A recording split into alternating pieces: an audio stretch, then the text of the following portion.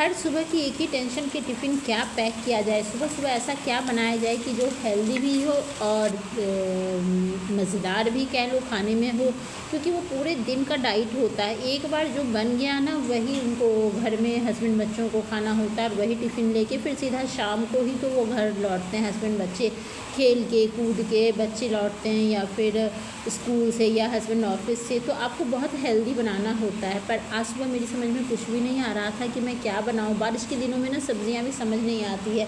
करेले भिंडी तो मैंने कल परसों ही देखी आपके साथ रेसिपी शेयर की थी। तो आप बार बार एक ही चीज़ बनाओगे ना फिर बच्चे भी और बड़े भी सभी बोर हो जाते हैं। तो मैं किचन गई, किचन में मैंने फटाफट से कढ़ाई उठाया और उसमें 1 चम्मच सरसों का तेल डाला और डाल दिया तड़का।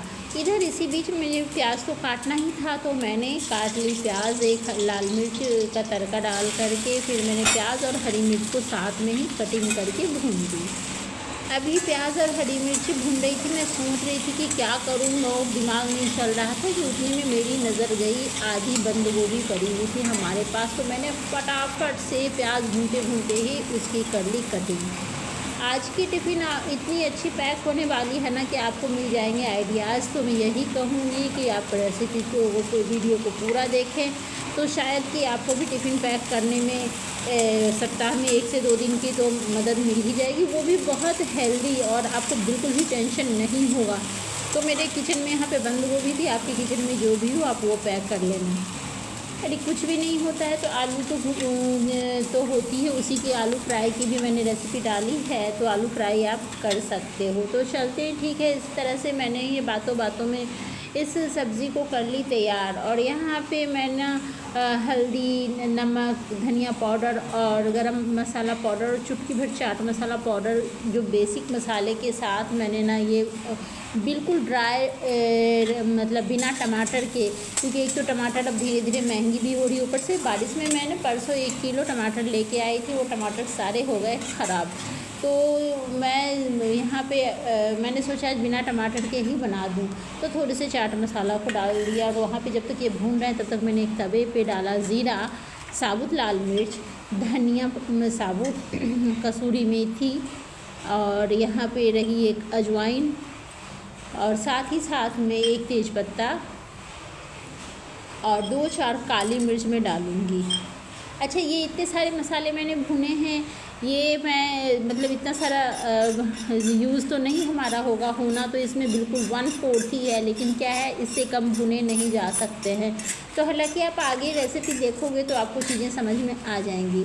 तो यहाँ पे आप ना मिर्च को स्किप भी कर सकते हो, लेकिन बाकी मसाले स्किप मत करना। और अगर मिर्च ना ऐसे भी कश्मीरी लाल मिर्च डाल दोगे तो वो तो तीखी होती नहीं है। अब यहाँ मैंने बिल्कुल लो हीट पे मैंने इसको रोस्ट कर लिया। जैसे ठंडा हुआ तो मैं इसको मिक्सर जार में डाल करके, ग्राइंडर जार में डाल करके इसको दरदरा पाउडर कर लिया। अब ये दरदरा हो गया, मैंने इसको किया साइड। उधर हमारी सब्ज़ी भी बन गई थी, ये मसाला हो गया तैयार। मैंने दूध में नींबू निचोड़ दिया था चाय बनाते टाइम ही, तो दूध हो गई फट गई और उसको मैंने पंखे में रख दिया।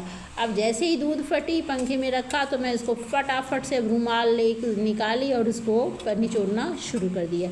आज मैं बता रही हूँ कि सही में बिना सोचे समझे इतनी अच्छी टिफ़िन पैक हुई ना कि मेरे को बहुत संतुष्टि हुई कि इतनी हेल्दी टिफ़िन भी बन सकती है, और वो भी इंस्टेंट। तो थोड़ा सा नहीं समझ में आ रहा था और बिना समझे भी सब छोटा छोटा काम होता गया।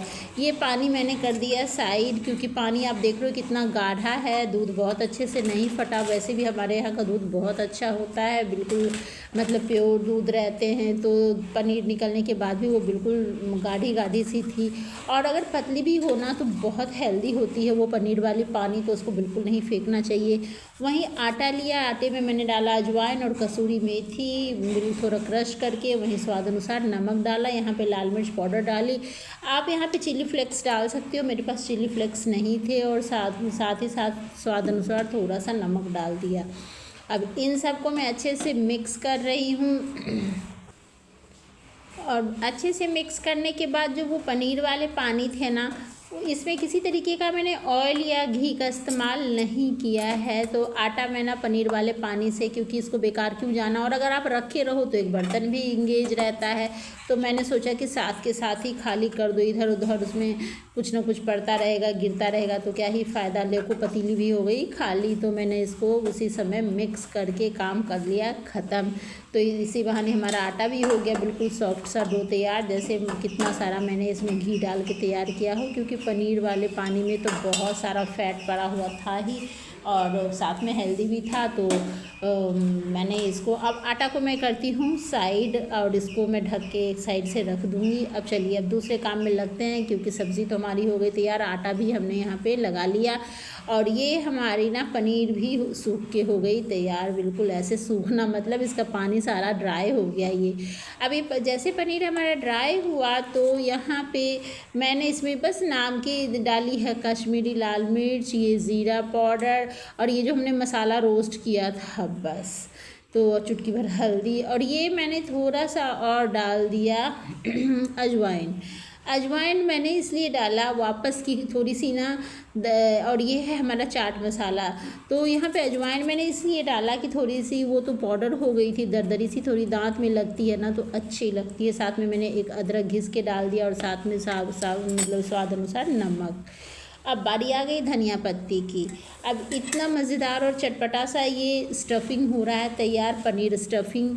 तो वहाँ कैबेज की सब्ज़ी हो गई थी तैयार, और ये पनीर स्टफिंग हो गई तैयार। साथ ही साथ में हमारा किचन भी साफ़ हो गया, क्योंकि दूध वाली पतीली भी इधर साफ़ हो गई, और मतलब दूध ज़्यादा पड़ा रहता है ना, तो कोई इधर उधर बस घूमता ही रहता है। चलिए मैंने तवा रखा, और आटा जब तक ये 10 मिनट तो हो गए, तो मेरा आटा भी थोड़ा सा सॉफ्ट हो गया है, और सॉफ्ट क्या सेट हो गया। अब चलिए बना लेती हूँ फटाफट से पराठे। अब पनीर के पराठे ना थोड़े बड़े बड़े और हैवी ही अच्छे लगते हैं, और इसकी एक और ख़ास बात है कि 1 से 2 ही खाए जाते हैं, तो आपके काम भी कम गिनती में हो जाएंगे। क्योंकि रोटियां बनानी रहती है तो 1-2 ज़्यादा बनानी पड़ती है, क्योंकि वो पतली पतली होती है। तो यहाँ पे मैंने सबसे पहले 2 लोई ली, और बराबर में किया तैयार, और उसी में मैं पनीर को अच्छे से कर दूँगी स्टफ़, और उसको चारों तरफ से फैला दूँगी। तो ऐसे फैलाते हुए, और जो दूसरी रोटी है उससे मैं कवर कर लूँगी। हालांकि मैं इसको पेड़े बना के भी स्टफ़ कर सकती थी, लेकिन पेड़े बना के स्टफ़ करने में टाइम थोड़ा ज़्यादा लगता, और मैं बहुत लेट हो रही थी, क्योंकि 2 मिनट 4 मिनट का फ़र्क होता है, उसमें थोड़ा संभलना पड़ता है कि मतलब कहीं फट ना जाए करके। पर इस तरीके की स्टफिंग में तो बिल्कुल भी नहीं संभलना होता है। इसीलिए मैं ना जब भी हड़बड़ी होती है तो मैं फटाफट, प्लस इसमें क्या है ना कि दोनों लेयर भी ईज़िली खुल जाते हैं। तो चलिए वो तो अपनी अपनी सुविधा की बात है। तो आपने देखा कि किस तरीके से अब लोहे के तवे पे ही मैं इसको बनाऊंगी। जिस तवे पे मैंने मसाला रोस्ट किया था ना, मसाला भी मैं जनरली लोहे के तवे पे रोस्ट करती हूँ, क्योंकि मसाले ना बहुत अच्छे रोस्ट होते हैं लोहे के तवे पे। अब ये और पराठे भी जो है ना बिल्कुल क्रंची और क्रिस्पी अगर आपको खाने हैं तो आप लोहे के तवे पे बना के देखो, फटाफट से हमारे पराठे भी हो गए तैयार। तो हमने सोचा कि जब इतना मज़ेदार बन ही गया तो थोड़ा घी क्यों ना डाल दिया जाए। तो मैंने फटाफट से घी निकाली और इसको डाल करके खुशबू पूरे घर में फैल गई। अब यहाँ आप देख सकते हो कि कितनी मज़ेदार हो गई है हमारे फटाफट वाले टिफ़िन तैयार। तो ये पराठे कितने अच्छे बने, बिल्कुल एक साथ। आप कभी भी ना लोहे के तवे पे पराठे बना के देखना, इससे अच्छा तो आपको कुछ लगने ही वाला नहीं है। चलिए अब मैं टिफ़िन की पैकिंग शुरू करती हूँ। तो आप यहाँ पे बने रहिएगा, और अगर आपको मेरी टिफ़िन की ये रेसिपी अच्छी लगी हो या मेरा टिफ़िन पैक करने का अंदाज़, तो आप वीडियो को लाइक करना, शेयर करना, कमेंट करना, और हाँ जी भाई सब्सक्राइब करना बिल्कुल मत भूलना। आप लोग लाइक, सब्सक्राइब और शेयर की कंजूसी कर देते हो। वीडियो तो देखते हो, लेकिन ये कंजूसी थोड़ी सी अच्छी नहीं लगती थी। यहीं पे मैंने एक में डाल दिया सबसे पहले तो सब्ज़ी, और पराठे जब हो ना तो उसके साथ दही बहुत अच्छी लगती है। तो यहाँ पे मैंने ना रात में दही भी बनाई थी, तो दही तो मैं जनरली टिफ़िन में दे ही देती हूँ, क्योंकि अभी मौसम थोड़ा सा जैसे आप लोगों की इधर तो पता नहीं कैसा है, लेकिन इधर महाराष्ट्र में तो कूल मौसम है, तो फिर टिफ़िन में दही खट्टी भी नहीं होती है। और यहाँ पे मैं 2 पराठे ही दूँगी, 2 पराठे बहुत होते हैं पनीर के, एक तो बट जाएंगे और एक मेरे हस्बैंड खा लेंगे। तो इस तरीके से मैंने ना, मैं यहाँ पे रैपिंग पेपर में रैप इसलिए नहीं कर रही हूँ कि मेरे पराठे बहुत क्रंची बने हैं, क्योंकि वो पराठे मैंने पनीर के आटे से मिक्स किया था, तो जब वो क्रंच उसका ना ख़राब हो जाता है, इसलिए मैंने बिल्कुल हल्के हाथों से उसको ना फोल्ड किया और वैसे ही पैक कर दिया। और इस तरीके से फटाफट वाला टिफ़िन हो गया तैयार। मैं उम्मीद करती हूँ कि आपको भी थोड़ा बहुत समझ में आया होगा। वीडियो पसंद आए तो लाइक करना, शेयर करना। मिलते हैं अगली वीडियो में। Bye bye.